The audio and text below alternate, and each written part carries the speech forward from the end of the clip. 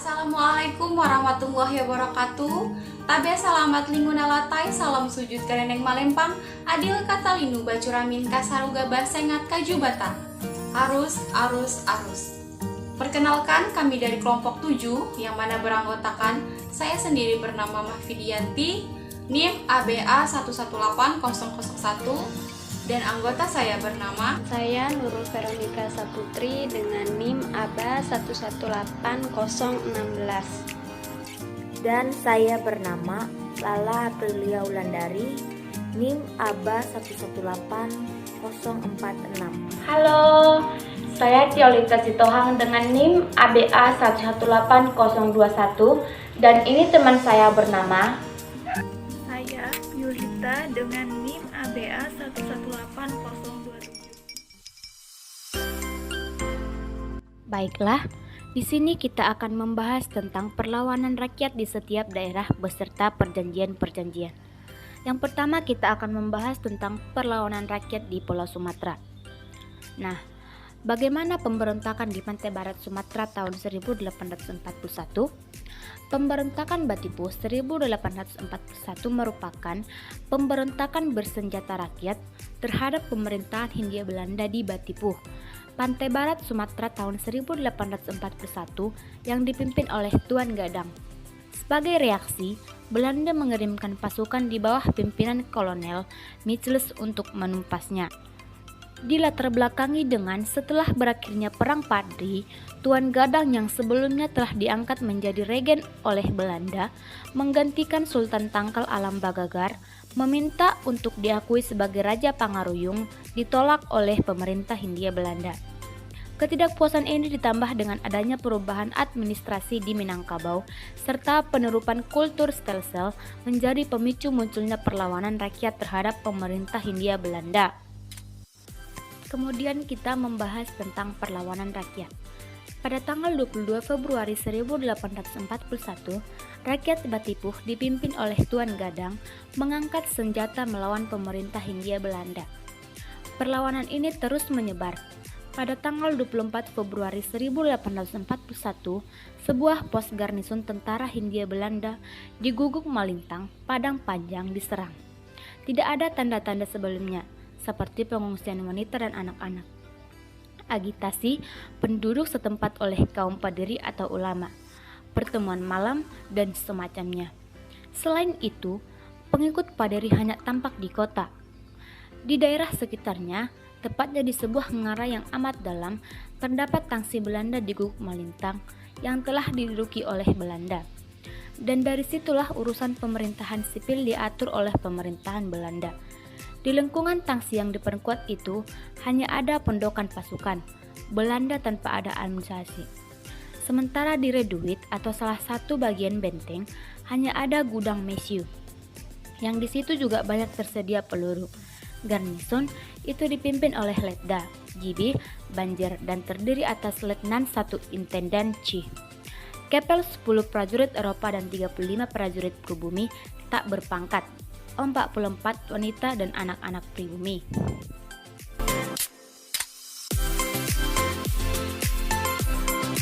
Perlawanan rakyat di Pulau Kalimantan. Ada Perang Banjar. Perang Banjar atau Perang Banjar Barito atau Perang Kalimantan Selatan adalah perang perlawanan terhadap penjajahan kolonial Belanda yang berlangsung antara tahun 1859 sampai 1905. Yang terjadi di Kesultanan Banjar yang meliputi wilayah Provinsi Kalimantan Selatan dan Kalimantan Tengah. Perang Banjar berlangsung antara 1859 sampai 1906.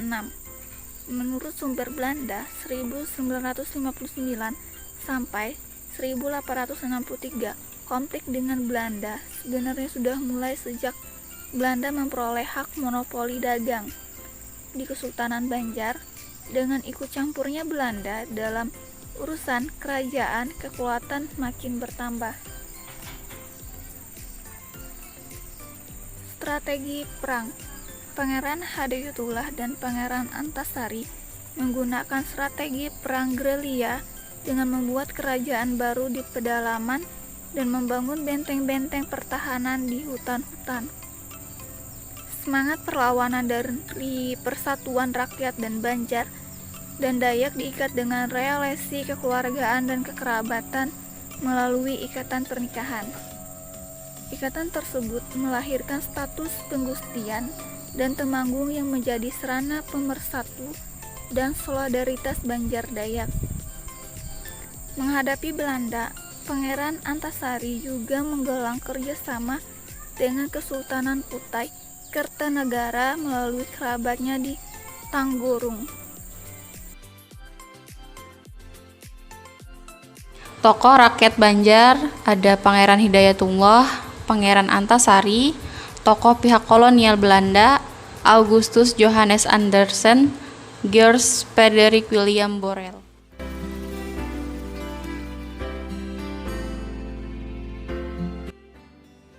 Perlawanan rakyat di Pulau Jawa.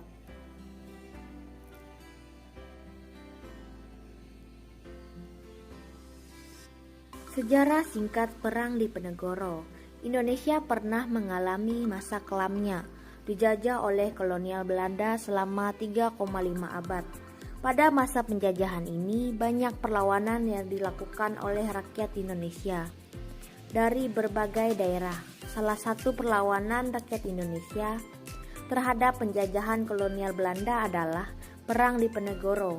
Perang Diponegoro atau Perang Jawa merupakan perang besar dan berlangsung selama 5 tahun, dari tahun 1825 sampai 1830.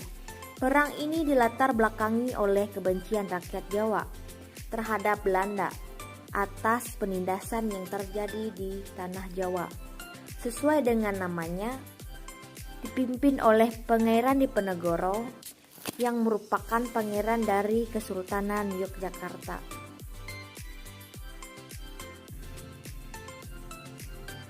Mulainya perang. Pada pertengahan bulan Mei 1825, Sinistad memutuskan untuk memperbaiki jalan-jalan kecil di sekitar Yogyakarta.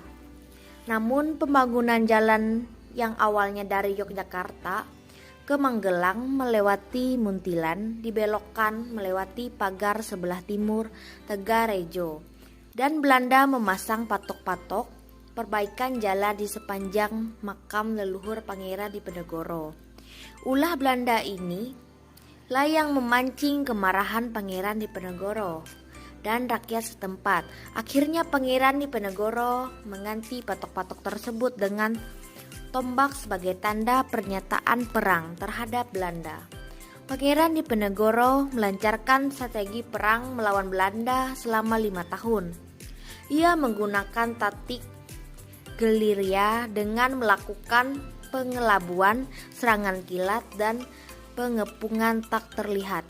Sedangkan untuk melawan dan mengalahkan pasukan Diponegoro, Belanda yang dipimpin oleh Jenderal Hendrik de Kolk menetapkan strategi benteng stelsel, yaitu dengan mendirikan benteng di setiap daerah yang dikuasai dan dihubungkan dengan jalan agar komunikasi serta pergerakan pasukan bergerak lancar.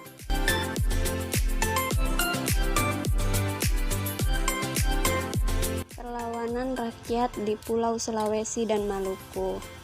Latar belakang perlawanan rakyat Maluku mengusir bangsa Belanda karena adanya praktik monopoli dan sistem pelayaran hongi yang membuat rakyat sengsara. Belanda melaksanakan sistem penyerahan wajib sebagian hasil bumi, terutama rempah-rempah, kepada VOC. Company juga melangsungkan sistem pelayaran hongi.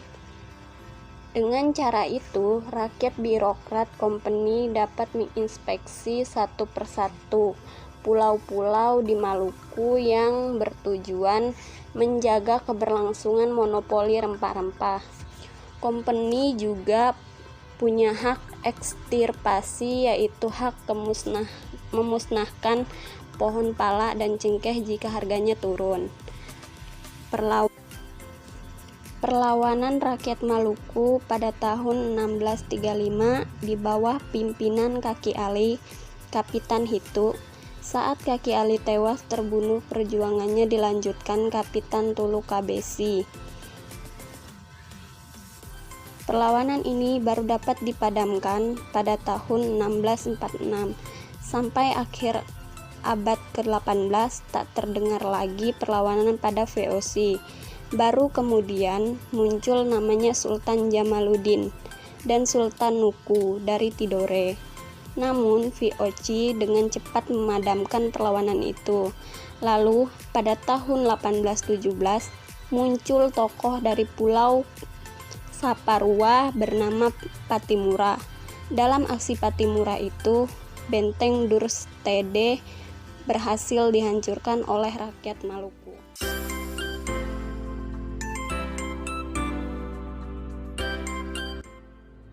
Perjanjian rakyat Indonesia dengan bangsa Barat. Perjanjian Linggarjati. Perjanjian Linggarjati dimulai di Jawa Barat pada tanggal 11 sampai 15 November 1946. Melalui perundingan ini, Indonesia dan Belanda membahas soal status kemerdekaan Indonesia. Perjanjian Linggarjati ini terjadi lantaran waktu itu Jepang berusaha menetapkan status quo di Indonesia yang menyebabkan terjadinya konflik antara Indonesia dengan Belanda. Kemudian, Indonesia dan Belanda pun diundang untuk melakukan perundingan di Hoge Veluwe oleh pemerintah Inggris. Dalam perundingan tersebut, Indonesia meminta Belanda untuk mengakui kedaulatan atas Pulau Jawa, Sumatera, dan Madura. Perjanjian Renville. Perundingan Renville terjadi pada tanggal 1 Agustus 1947, di mana Dewan Keamanan Perserikatan Bangsa-Bangsa mengeluarkan resolusi sebuah gencatan senjata antara Belanda dan Indonesia. Jenderal Van Mock dari Belanda memerintahkan pasukannya melakukan gencatan senjata pada tanggal 5 Agustus. 20 hari kemudian, pada tanggal 25 Agustus, Dewan Keamanan berusaha untuk menyelesaikan konflik antara Indonesia dengan Belanda melalui saran dari Amerika Serikat. Agar konflik dapat mereda dengan damai, dibentuklah Komisi 3 negara yang telah disetujui kedua belah pihak, yaitu Amerika Serikat, Australia, dan Belgia. Pemerintah Republik Indonesia dan Belanda pada tanggal 17 Agustus 1947 sudah lebih dulu sepakat untuk melakukan gencatan senjata sampai perjanjian Renville disetujui. Tetapi perang tersebut terus berlanjut sampai akhirnya perjanjian Renville ditandatangani pada tanggal 17 Januari 1948 antara Indonesia dengan Belanda di atas geladak kapal perang Amerika Serikat yang berlabuh di Jakarta. Perjanjian Rumroyen. Perjanjian Rumroyen dibentuk oleh Indonesia dan Belanda untuk menyelesaikan konflik di awal kemerdekaan. Perjanjian tersebut kemudian ditandatangani pada tanggal 7 Mei 1949. Isi dari perjanjian Rumroyen sebenarnya untuk mempertegas kesediaan berdamai antara kedua belah pihak, Indonesia dan Belanda. Memiliki proses yang sangat alot, pertemuan ini pun dihadiri oleh Muhammad Hatta dan Sri Sultan Hamengkubuwono ke-9. Konferensi Inter-Indonesia I. Pada tanggal 19 Juli 1949 diselenggarakan Konferensi Inter-Indonesia I yang dipimpin oleh Dr. Andes Muhammad Hatta. Konferensi tersebut masih terkait dengan Perjanjian Rumroyen yang ditandatangani pada tanggal 7 Mei 1949. Salah satu isi dari perjanjian tersebut berbunyi, Republik Indonesia akan turut serta dalam KMB dengan maksud mempercepat penyerahan kedaulatan tidak bersyarat. Oleh karena itu, sebelum KMB diselenggarakan, perlu terlebih dulu diadakan pendekatan antara Republik Indonesia dengan BFO atau Bijeenkomst Federal Overleg atau Pertemuan Musyawarah Federal. Untuk itu, pada tanggal 19 sampai 22 Juli 1949 diadakan Konferensi Inter-Indonesia I atau KII yang diselenggarakan di Hotel Toge, Yogyakarta. Konferensi Inter-Indonesia II. Konferensi Inter-Indonesia II terjadi di Jakarta pada tanggal 31 Juli sampai 3 Agustus 1949. Konferensi kedua ini masih dipimpin oleh Mohatta untuk membahas masalah pokok yang telah disetujui di Konferensi Inter-Indonesia I. Republik Indonesia dan BFO atau Bijeenkomst Federal Overleg atau Pertemuan Musyawarah Federal setuju untuk membentuk panitia persiapan nasional guna menyelenggarakan suasana tertib sebelum dan sesudah KMB atau Konferensi Meja Bundar. Setelah masalah internal ini disepakati, maka bangsa Indonesia telah menjadi satu kesatuan dan siap menghadapi KMB. Pada tanggal 4 Agustus 1949, delegasi Republik Indonesia pun diangkat untuk dirundingkan di KMB di bawah pimpinan Dr. Andes Muhammad Hatta, sedangkan untuk delegasi BFO dipimpin oleh Sultan Hamid II dari Pontianak. Konferensi Meja Bundar. Konferensi Meja Bundar atau KMB merupakan sebuah pertemuan yang terjadi di Den Haag, Belanda dari tanggal 23 Agustus sampai 2 November 1949. KMB dihadiri oleh perwakilan Republik Indonesia, Belanda, dan BFO. Tujuan diadakannya KMB ini adalah untuk mengakhiri perselisihan yang terjadi antara Indonesia dengan Belanda. Sebelumnya, Indonesia telah lebih dulu melakukan berbagai macam perjanjian seperti Linggarjati, Renville, dan Roemen-Royen untuk membentuk Belanda bersedia menyerahkan kedaulatan pada Republik Indonesia Serikat.